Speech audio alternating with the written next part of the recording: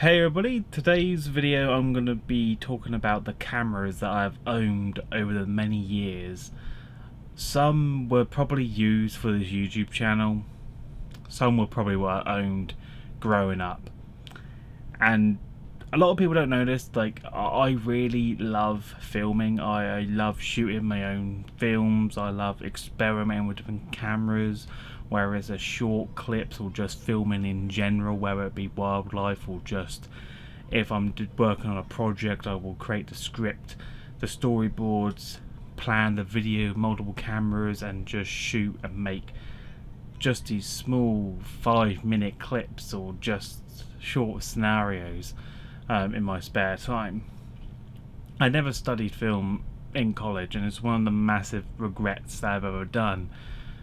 So I just self-taught myself by just watching many videos online, many sessions, just watching behind the scene bloopers reels on movies, documentaries, watching old films from the 80s, 60s, just watching as many old films as I can to grab inspiration from how they used to do the special effects, to the green screen, the blue screen, the wires, and just add it into my own piece as I put together. Some of the stuff I do make doesn't even get put onto my YouTube channel, it's just something I create to keep on the side and I experiment with and I come back to later.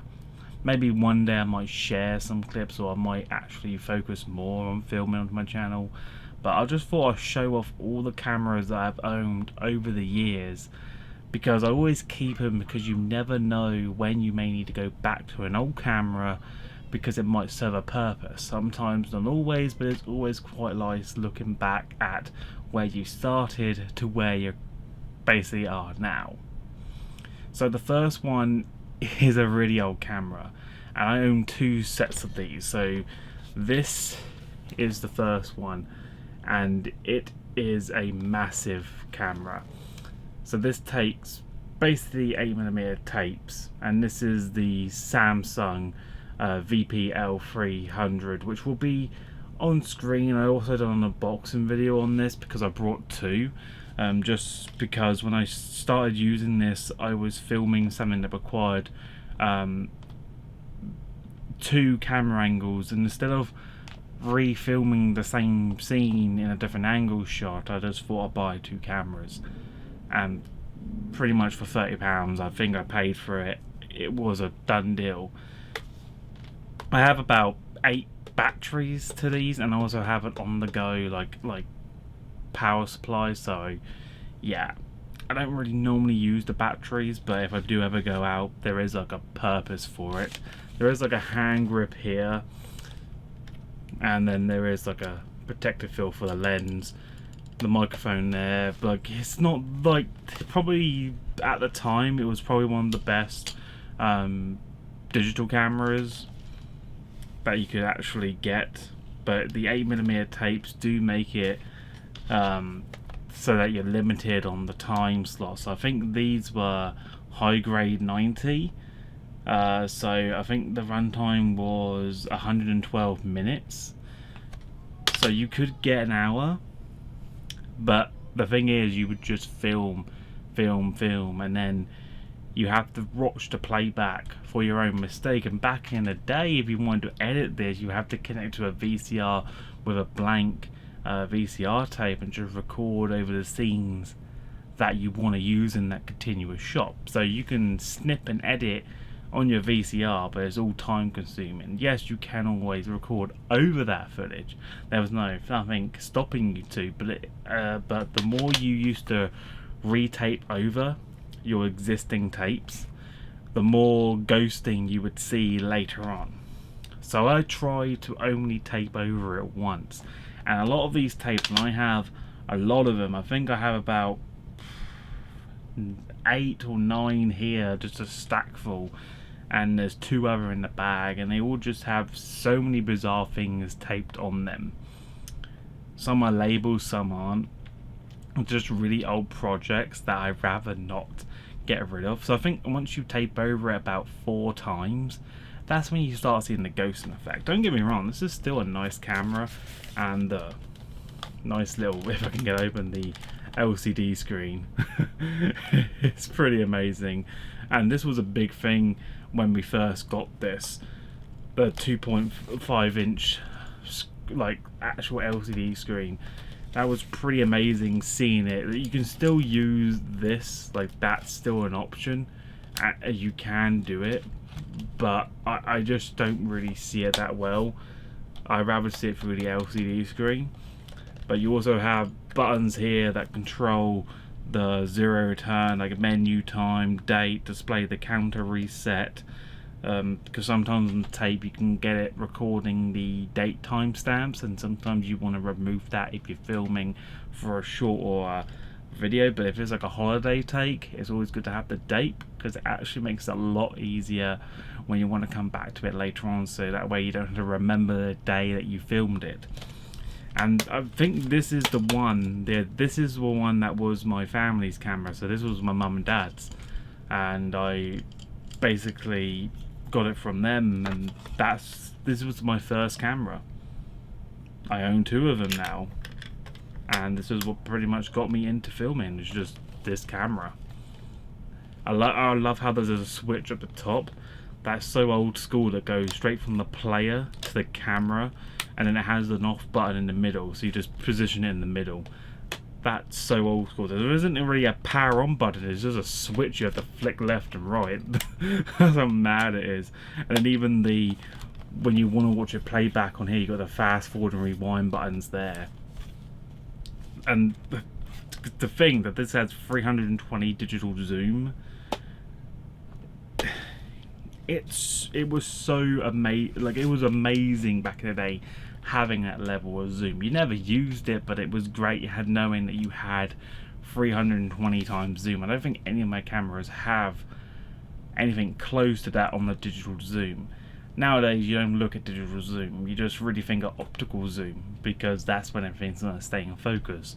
Once you go past the optical zoom and go into digital view zoom, you're pretty much digitally enhancing that image that you're seeing, and the pixels get stretched. So back in the day it didn't really matter, because it still looked good on the tapes that we had, but on the way cameras are now, where it's all digital with the SD cards, no one uses digital zoom unless they have a good lens to actually make it worthwhile. If you don't have a detachable lens, don't go for the digital enhanced zoom. Just try and stay focused onto the optical zoom, because that's where everything's going to stay in perfect good quality. So that's my first one. And I also have like these power supplies. Look how massive that power supply is. I not only have one, not only do I have two, but I have 3 power supplies for this unit. I brought one as a spare, like one's the original because the Samsung make. This one's the one I brought offline. This is the third party one, and this one right here is the original that came with my unit. So yeah, I have a load that I just have here. I don't know why I went with this. I have no idea why. It's been a while, because when you charge up these batteries, let's just say that you have a fully charged battery, it lasts for about an hour, and it's dead, and you want to charge it. So these ones, they have a refresh button. So when you put the battery in, while it's plugged in, you have to push the green button, and this basically will discharge you of any excess energy left in the battery before it will set charge. If you don't do that, you can run the risk of your battery not lasting as long. So this was really good back in the day of actually trying to retain your batteries. And when, like, God, what was that, about 25 years later, some of the original batteries don't work, but that's just due over time. So I brought a lot of replacement batteries, Duracell ones, that sort of thing. So the refresh button does still help to this day, but it's just something you've got to remember to do, because sometimes I forget. But that's me, I'm just an idiot. So that's that camera out of the way. That's the biggest one. Now we're going to move on to, I think when I was at college, this was back in like 2010 when I first started college, So that's when I started moving on to the much more high-end range of digital, because that's what everyone was into. So we left the tapes and went straight on to SD card formats, because that was the way moving forward. I'm going to do this in order of what I brought. So I'm going to start with the first one, which is this bad boy right here. This is the Samsung. I have no idea what make it is. It doesn't even say the model number on here. Oh, ES63. Like how small it is compared to the big bulky one. This has like a 12.2 megapixel camera, mostly used for photos, but it does do 30 frames per second on movie VGA. So that's still pretty good. Like, I'm not saying that's bad, but you know, for a camera end, that's pretty unique. You know, there's no battery inside because I don't know where it's gone.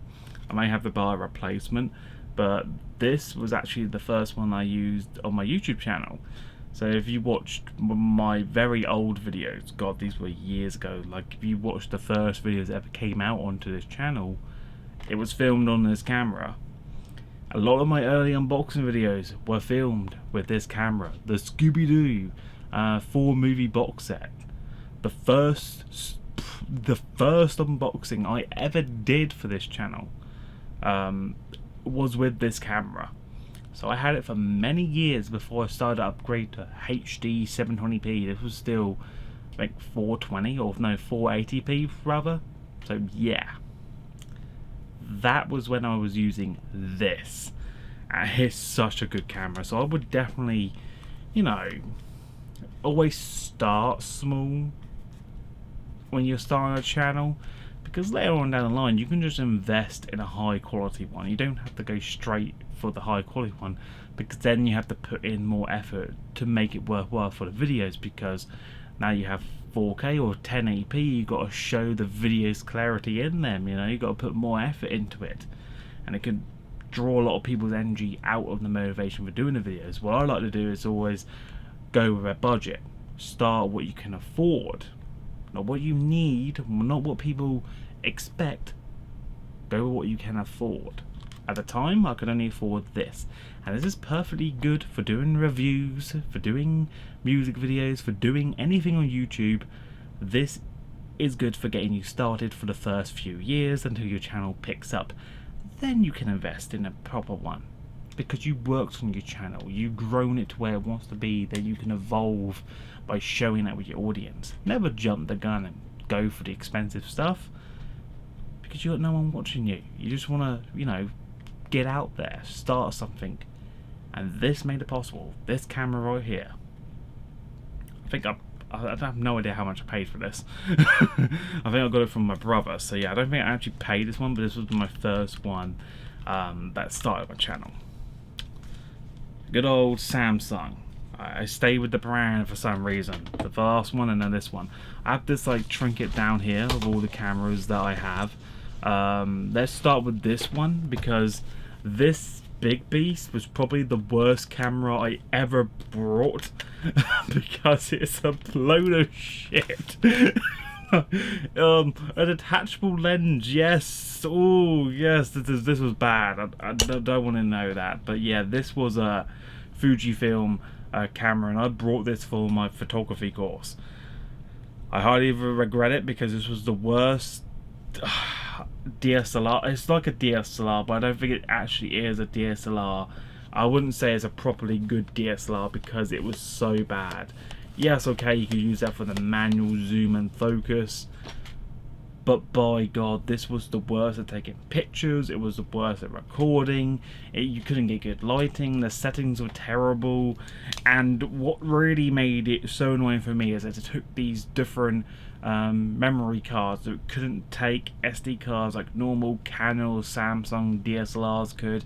No, it took some weird 3D camera BS, and yeah, I'm gonna try and find out where that SD card is. Okay, there it is. Yeah. Oh yeah. Oh yeah, look at that right now. Okay. That was the actual card that they take. I couldn't even tell you what this is. Like, literally, it says XD Olympus. It's an M plus 2 gig. That was the max it could take, was 2 gig. So it wasn't even good for taking the videos that it could take. But I brought it because this was around the time where I was still getting used to cameras. So I really wasn't really into that element of comfortable with what I was buying. So I got this from Cash Converters, and I think I paid about £80 for this. Yeah, I know, I got mugged off. And I thought, wow, okay, yeah, this will get me started. Yeah, this will take good pictures. The guy even said it takes amazing photos. It didn't, it was horrible. And when you buy it from Cash Converters, you couldn't get a refund. You buy it as is. Don't know what it's like now, but I couldn't get a refund. I wish I did, but this was terrible. But now I know what I'm looking for in a camera. I like to look at the unit, test it for a test spin, make sure if it is a DSLR, make sure the pictures are there, make sure it can at least film video if I need to, make sure I have a good camera for video and recording with audio and that. So yeah, I've gone a long way of actually evolving with my cameras, because going from this to what I'm using now, as you're seeing in the video, I've definitely come far. So yeah, we all have that moments where we go up and down, where we have we make poor life decision choices, and this was one of them. So yeah, this is probably the worst camera I've ever bought, but I still keep it to this day. I might use it just as a prop if I'm ever doing any filming, but other than that, that's the only use I can use it for. And it's unusable right now because it doesn't take a battery. Yes, that's right, it doesn't even have a rechargeable battery. No, this camera takes batteries. 4 AA's. Look at that. 4 AA's. And they have gone corrosion as well. Because, silly me, not really knowing that much about cameras, and the first one that I actually went with that seemed professional compared to my last one I just showed you, silly me forgot or didn't even get reminded that when you leave the batteries in here, they are still on. Whether the camera's off or not, it was still outputting charge. So the batteries, about 6 months in of just being left in there, because I rarely used it for any project work because it was that bad, I came back to it and the batteries have melted. Yes, that is right, they have melted everywhere. So this is now unusable. I could replace it, but what's the point? I'm not going to use it. So now it's just a prop. Another worthless item. So the Fujifilm camera failed, but I still looked around and I looked for the next best thing. I thought, you know, I really want to push my YouTube channel. I really want to go for HD high definition, because at the time, and I think this was like early 2012 or early 2011, I can't actually remember, a lot of people were into 720p videos. Yes, back in the day of YouTube, 720p was classed as high definition. There was no such thing as 1080p, it was only 720p. So I thought I'd jump on that trail and try my eyes at a HD camera. Oh, what the fascinations I had, you know, going in, like saying, wow, I can film in high definition. So I got this. Oh yeah. Another poor choice. Not as bad as the Fujifilm camera, but still not one I'm proud of. This is like a Polaroid camera. And just look at this right now. When it gets into focus, you will see that this is, God, the worst HD camera you would want. I couldn't even film a lot on this. I think I've done one video, and that was the Beyblade one. When I filmed my... No, I didn't even use it for the Beyblade one. I don't know what I filmed with this. I thought, you know, it literally, you slide that up, open that, and then wow. It's so good. It's amazing. It's not. It's the worst camera ever. And what's really sad is that I have no battery for it because the battery's blown. Yeah, that's right. The battery's puffed up. So this has no battery. So I can't actually show any test footage for it because I have no other videos where I actually use this. But I can tell you that for some reason it has a button on the side that if you want a close-up item in focus, you go up, and if you don't want a long out shot, like a wide shot, you go down. Polaroid. They shouldn't make TVs. They hell shouldn't make cameras. Literally, they make TVs. Just like Sony and Samsung, Toshiba, they do TVs. And they move on to do cameras. So Polaroid, which is only known for doing TVs, did a camera. And it failed. And me being me, I brought it because I saw it really cheap and I thought, you know what, it says HD, it even says YouTube ready on the box, and I thought, let's go for it. And it takes SD cards, not those M+ ones, so I thought, yeah, let's jump on it. So yeah, never really used it, so it's pretty much in pristine condition. Probably the worst HD camera. Yeah, let's put it like that. Yeah, this was the worst HD camera. And you're probably thinking, well, wasn't Fujifilm camera HD? No, it wasn't. It wasn't even close. If I could show you footage of that one, it would leave you speechless. I have no idea what's on the SD card because I don't even have anything to hook up to my computer, because M2 is never used on SD card readers. Yeah, so don't go with Polaroid. That's the best advice I can give you throughout this video. Just don't. Run for the hills. It's not worth it. Okay, now these two, well, I should say one because they're exactly the same camera I'm about to show you. It's probably the best HD cameras I've probably gotten good use out of. And I'm going to do the one that I actually brought at the time. I brought another one because I thought I wanted to for a video setup, but then it turned out to be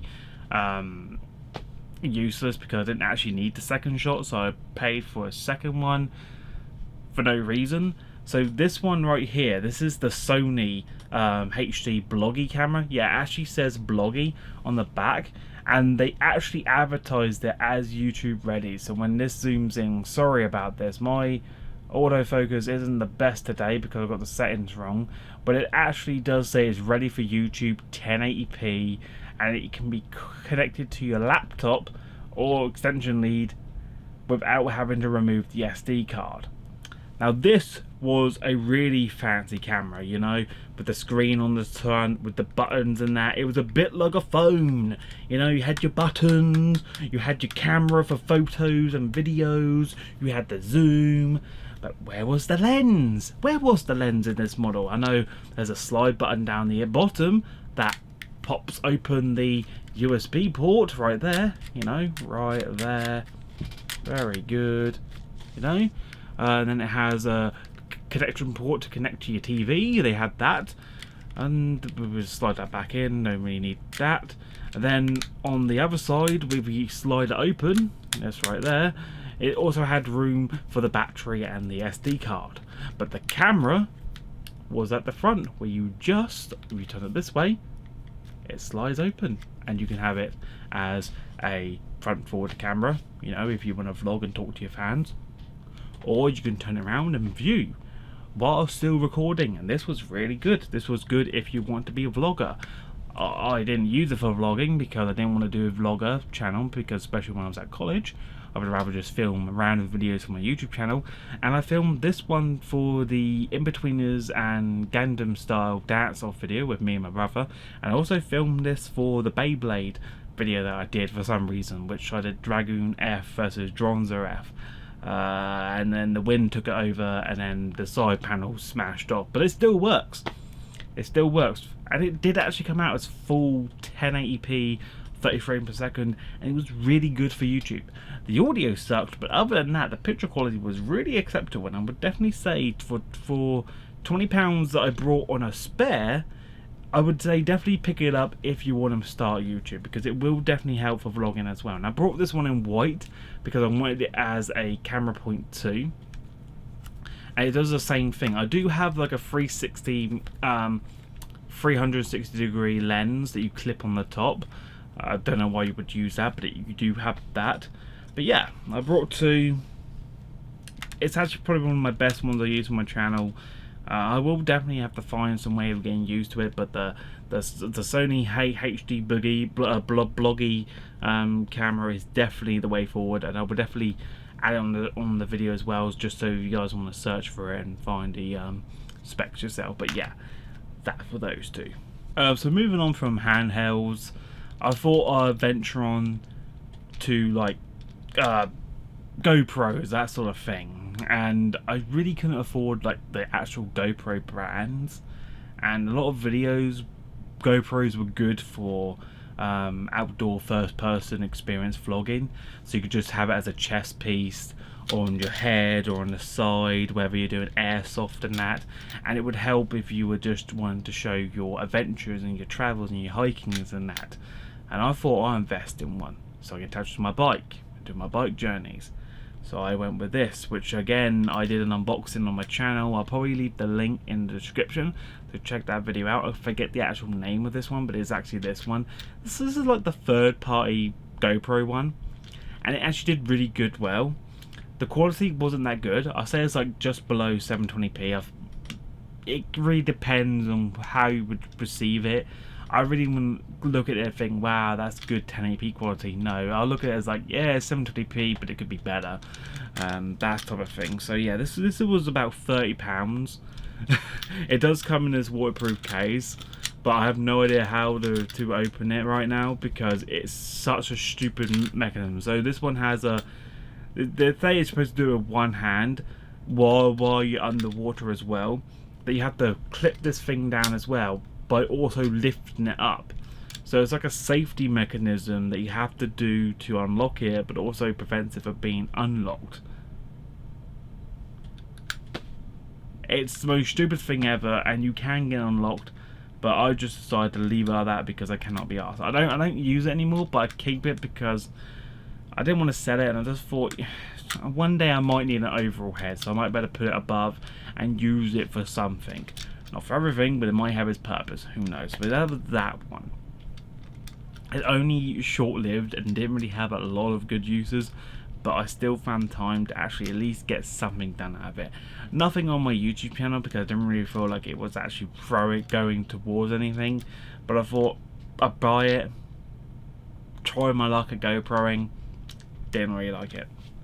There's that. Okay, now this next one is a Canon G9 Powershot camera. This one was recently new. I think I bought this like last year, and this was about £20. And I got it from an old guy because I wanted to use this for my gym video. So on my second channel, you'll be seeing my gym vlogs. It will be filmed with this camera and my phone camera. So I pretty much do get use out of this one. It's basically slightly better than my Samsung one, the first one I first started my YouTube channel at. So it's not going to be HD quality, it's going to be 480p, but it's still going to be up there as pretty good quality to actually use on video. So I would say definitely use this one to start out on YouTube as well. This will definitely get you there. It's a bit bulky, but Canon always like going towards that bulky design, and I found some amazing good uses out of this camera, and I would definitely recommend it for people who just want to get started out. So yeah, just want to throw that one in there. It's not really important, you know, it's not gonna do well, but it does it for my second channel just for my gym, because at the end of the day I don't want to take a high-end camera to a gym place where it could risk getting knocked over. Where this thing's like heavy with a brick, you can drop this and it's still going to be fine. It might knock someone out, but other than that, it's tough. Okay, so now we're getting close to the very end of the video now, and you can probably tell that the camera I'm about to show you is my main one. This is the one that I use for all my unboxing videos, for some reviews and that, but not all of them, and that is this monstrosity. Yeah, I've been wanting to show this off for a long time.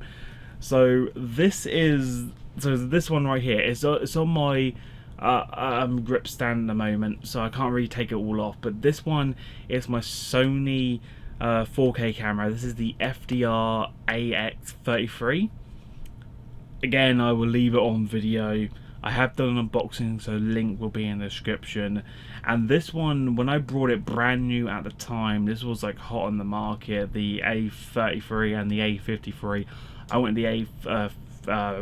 with the A33, and I think I paid about 500 for mine.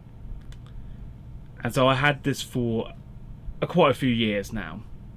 The 4K really depends on how you would perceive it and look at it. 4K with color correction, it looks golden. Without color correction, I don't really think it's there. Maybe if you had the right lighting and all that, but for color wise, it's not good on the color. The camera that I'm using now is my proper main one that I use for everything, because look at the color right now. It's sharp, it's crisp, and you compare this video to my unboxing ones, you don't get the same color as you would in this one as you would with this one. But I'm not saying it's a bad camera. I do love it, and I will continue to use it until I upgrade, but it's just not there. So you can watch the unboxing video to get a feel the actual full perks of the camera, but you can use an input mic, you can use an XLR mic, which this bad boy here, the actual microphone unit, this is the K1, the Sony K1M. I believe mine's the first one. I think David one's the second one. So yeah, this was 550 for the actual XLR unit as well as the microphone. The lights were separate. The light was about £40 of Amazon. So yeah, this was about 550 with the 500. So over £1,000 just for this setup. And the XLR mic is probably the main reason why I still use this camera, is because of this mic. Until I upgrade this camera that can support this mic, I'm still going to be using this camera unless I can find a substitute to use this one, because I don't like, for quality wise on audio, this is amazing. This is the beast, and it's all been set up right. So this is my professional setup right here, and I have images on my Instagram post about it, so I will post images as well when it's fully on a tripod. So yeah, I definitely have different grips. I have a C grip, I have a long bar grip like this one. So yeah, I have many others, but yeah, this is like my proper one that I use for my unboxing videos, and this one is mostly used for reviews and that now. But other than that, it's doing really well. So yeah, that's that one. And as we already talked, I'm just going to put that over there on the side quickly, just behind me, because I ain't got no room. As I already talked, the camera I'm using is my Sony ZV-1, which I've done an unboxing video on this channel before. The link will be in the description. I'd definitely say we'll check that one out. And the microphone is the Rode VideoMic Pro. Again, I done an unboxing video, that will be in the description.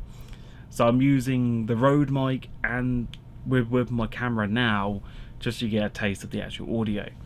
I do quite like this camera. This is my most professional one. There's going to be images on screen as well, just so you guys get a good mindset of what it is. So yeah, I would definitely say invest in a Sony ZV-1 only if you can afford it. Never buy something because other people have it. Start with a budget and then work your way up. I started out with this. Yeah, this to now this. So yeah, I've definitely grown over the years. I've definitely invested. I've definitely learned. I've definitely cherished everything I've done on my YouTube channel with my audience and that. So when I get asked, oh, what do I need to start on a YouTube channel? You don't really need anything. If anything, most of you nowadays have a smartphone. Am I correct? You already got the camera. You don't really need to buy a £600 camera or an £800 camera. You have your phone camera. Obviously I get a contract phone, so I pay it off over 2 years, then the phone's mine. I don't buy it brand new for £2,000 or £1,000. No, I get it on a contract, so I get the SIM, I get the unlimited data and all that, while also paying off the phone. And with my one, because my one's the Samsung S21 Ultra 5G. So yeah, literally, I can just show you off now while I'm filming this one, while it's playing back to you right now. This is still a pretty good camera. You know, this can do it. And I'm not saying get this phone. I'm just saying that literally anyone that has a smartphone has a decent camera with at least 1080p quality. Even if it's 720p, you still got that camera phone, and that's what you can use to start your YouTube channel. You don't need to buy what I did. We've got to remember, back in 2010 we didn't have this. We only had this. We had a brick phone and this. Okay? Smartphones were still quite young, you know, with iPhone and that. They were still very experimental. You know, every new iPhone, every new Samsung release has something new to offer. And now we got to a stage where cameras are the most important thing to a phone because of social media. Back when I had to first start out, I had to buy all my equipment. So I'm still in that mindset now because that's how I started out. So when people always ask me, oh, what do I need to get started on a YouTube channel? What camera should I get? What microphone? You don't really need any of that. You just need to focus on what you want to do. Like, what are you into? What are your hobbies? Always do something that you're interested in. If you start running after a trend or doing stuff because you know other people are doing it, you're gonna lose focus and you're gonna get bored and you're just gonna die out and burn yourself out quicker than you could say hallelujah. Literally, if you're a musician, work on that. If you're an artist, work on it. Post that. If you want a camera, use your phone. Only until you start building an audience and have people coming back, then you might think, okay, maybe I might invest. Never waste money on something you're never going to get use out of. It's just going to gather dust and sit there. Unless you're going to use it, don't buy it. I've never brought anything that I'm not going to use. All these cameras I brought, I've used. They were all experimental. They weren't expensive. They weren't like the cameras that I brought now. They weren't over £1,000. They weren't £800. No. They were about £20, £30, £60. They were really cheap. And I experimented with it. I moved from 480p, the HD 720p, to 1080p, to a GoPro, to my first weird DSLR camera that was a complete bust. You evolve, you learn, you move on. Never waste money. Start a budget. Start with what you can afford, and then work your way up. If you don't have a smartphone, if you don't have a camera, borrow one. If you can't borrow one, I have no answer for that one. Maybe you might be able to get a loan. Maybe you might be able to rent a camera. There's at least some trial way of getting videos out there.